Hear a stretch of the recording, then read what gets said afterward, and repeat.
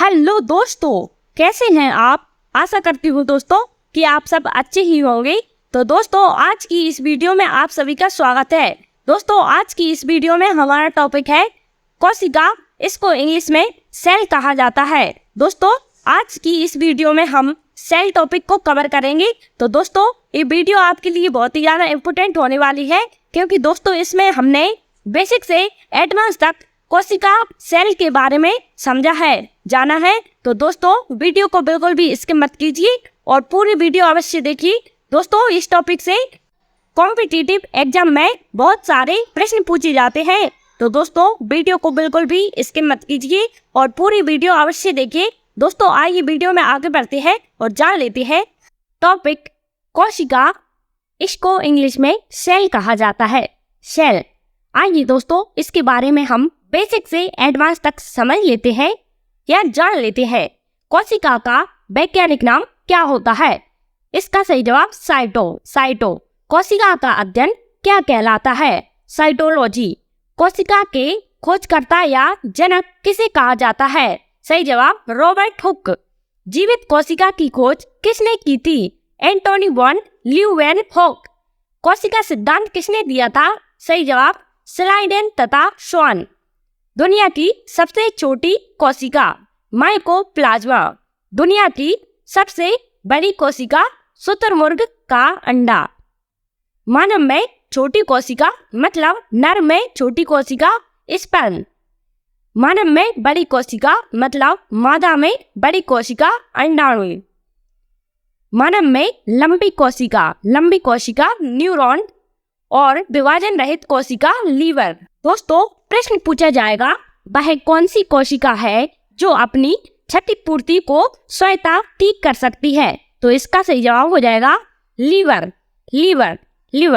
आइए दोस्तों, अब हम पॉइंट नंबर 1 के बारे में जान लेते हैं। पॉइंट नंबर 1 मतलब कोशिका झिल्ली। कोशिका झिल्ली के बारे में जान लेते हैं।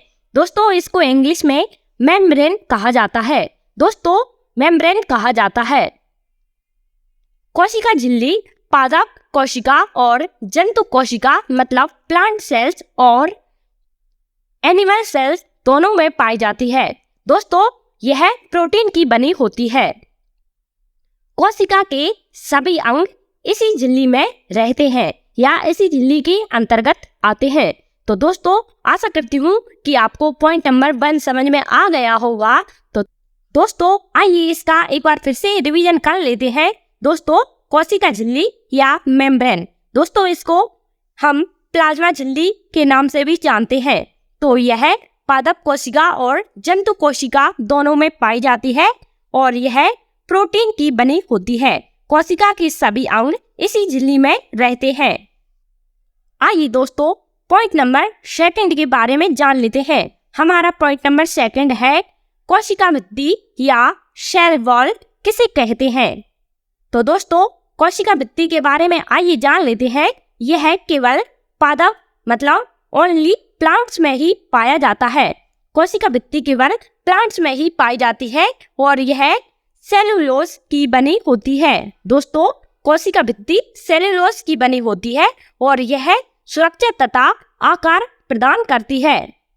दोस्तों, यह कोशिका झिल्ली के बाद कोशिका झिल्ली के ऊपरी साइड मतलब ऊपरी साइड पर पाई जाती है। इसी को हम कोशिका भित्ति कहते हैं। दोस्तों, आशा करती हूँ कि पॉइंट नंबर 2 आपको समझ में आ गया होगा। आइए दोस्तों, पॉइंट नंबर 3 के बारे में जान लेते हैं। Point number 3 mitochondria. इसको हिंदी में सूत्रकणिका कहा जाता है। दोस्तों, इसकी खोज अल्टमैन नामक वैज्ञानिक ने की थी। अल्टमैन। दोस्तों, जब हम सांस लेते हैं तो हीमोग्लोबिन ऑक्सीजन को लेकर कोशिका में चला जाता है।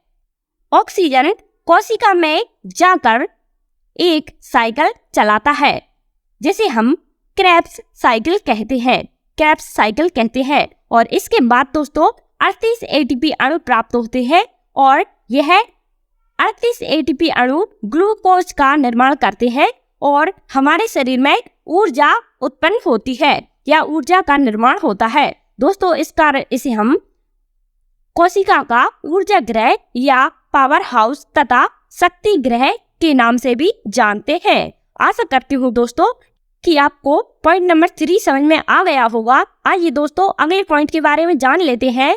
Point number 4, Golgi body. दोस्तों गोल्जी बॉडी की खोज कैमिलो गोल्जी नामक वैज्ञानिक ने की थी। गोल्जी बॉडी की खोज कैमिलो गोल्जी नामक वैज्ञानिक ने की थी। दोस्तों इसका कार्य परिवहन होता है। दोस्तों जैसे मान लीजिए मानव शरीर में किसी भाग को ऊर्जा की आवश्यकता है या फिर किसी भाग को प्रोटीन की आवश्यकता है, तो जिस भाग को प्रोटीन की आवश्यकता होती है उस भाग को वह प्रोटीन देने का कार्य करता है, मतलब एक जगह से दूसरी जगह देने का कार्य करता है। और ऊर्जा का भी ऐसा ही कार्य करता है, जिस जगह ऊर्जा की जरूरत होती है उस जगह को ऊर्जा प्रदान करता है। दोस्तों गोल्जी बॉडी का बहुत ही महत्वपूर्ण कार्य होता है। आशा करती हूँ दोस्तों कि गोल्जी बॉडी आपको समझ में आ गई होगी। तो दोस्तों आइए अब हम पॉइंट नंबर 5 के बारे में जान लेते हैं। हमारा पॉइंट नंबर 5 है रसधानी। दोस्तों इसको इंग्लिश में वैक्यूल्स कहा जाता है। दोस्तों वैक्यूल्स का कार्य होता है मानव शरीर में कोशिकाओं के अंदर जल का संग्रहण करना। दोस्तों यह जल को स्टोर करने का कार्य करता है। जैसे दोस्तों मान लीजिए हमारे शरीर में 65% जल होता है। दोस्तों ये वैक्यूल्स ही जल को संग्रहण करता है या स्टोर करने का कार्य करता है। आशा करती हूँ दोस्तों कि आपको वैक्यूल्स मतलब रसधानी समझ में आ गया होगा। तो दोस्तों इसका कार्य होता है जल का संग्रहण करना। दोस्तों वैक्यूल्स पादपों और जंतुओं दोनों में पाया जाता है। दोस्तों इसलिए इसका कार्य होता है जल का संग्रहण करना। आशा करती हूँ दोस्तों कि आपको वैक्यूल समझ में आ गया होगा। आइए दोस्तों अगले पॉइंट के बारे में जान लेते हैं। हमारा अगला पॉइंट है पॉइंट नंबर 6,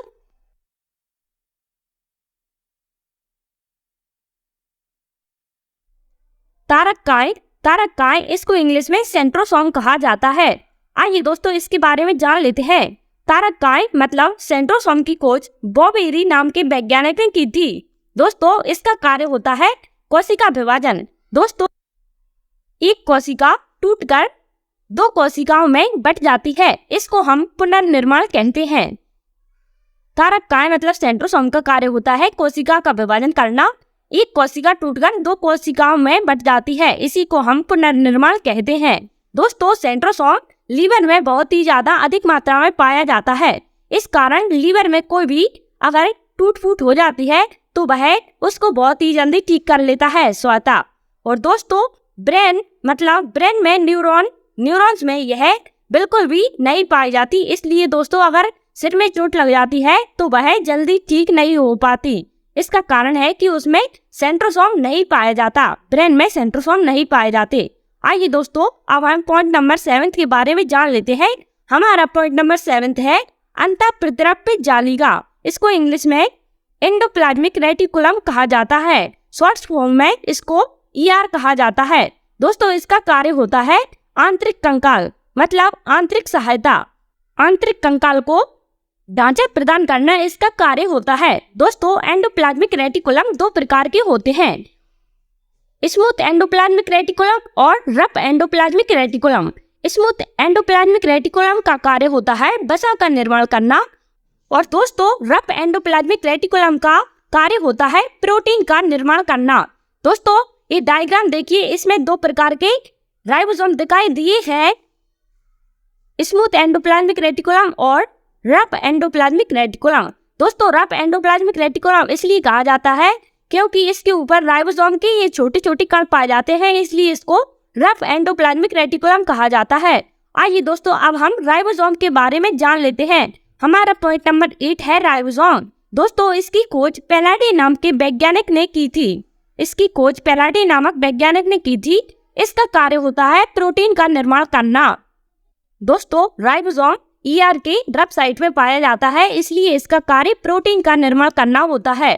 राइबोसोम 2 प्रकार के होते हैं, 70S राइबोसोम और 80S राइबोसोम। दोस्तों 70S राइबोसोम छोटा होता है और यह प्रोकैरियोटिक कोशिकाओं में पाया जाता है और 80S राइबोसोम बड़ा होता है, यह यूकैरियोटिक कोशिकाओं में पाया जाता है। दोस्तों अगली वीडियो में हम प्रोकैरियोटिक और यूकैरियोटिक कोशिकाओं के बारे में विस्तार से जानेंगे।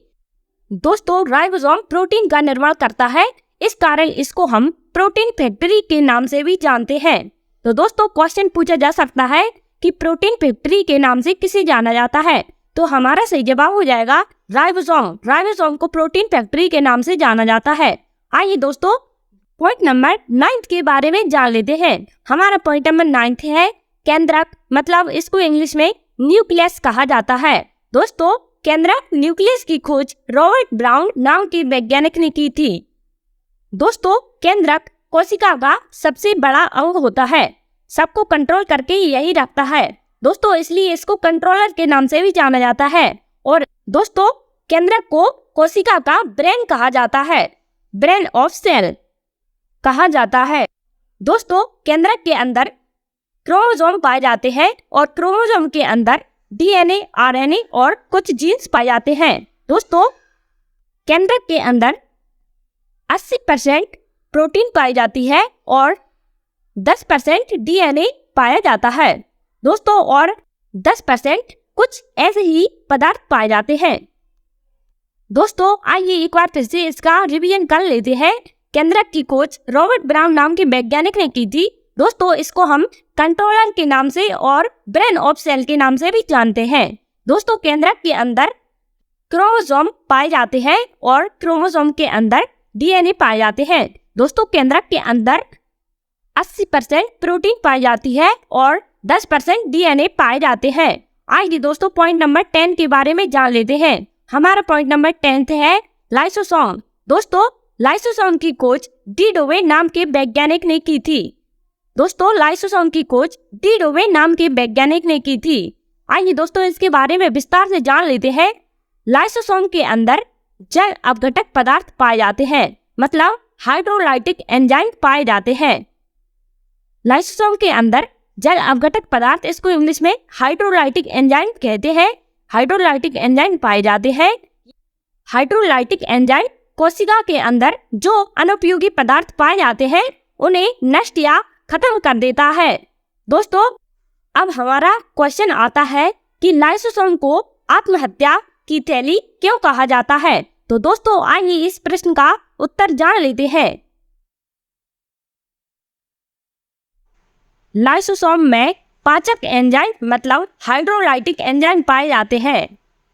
जब कोशिका नष्ट या क्षतिग्रस्त होती है तो लाइसोसोम फट जाते हैं और अपनी ही कोशिका को खाकर पचा लेते हैं। इसी कारण दोस्तों लाइसोसोम को आत्महत्या की थैली या सुसाइड बैग कहा जाता है। आशा करती हूँ दोस्तों कि वीडियो पसंद आई होगी। अगर वीडियो थोड़ी सी भी हेल्पफुल लगी हो तो वीडियो को लाइक करके चैनल को सब्सक्राइब जरूर कर लीजिए। वीडियो देखने के लिए आपका बहुत बहुत धन्यवाद। Thanks for watching.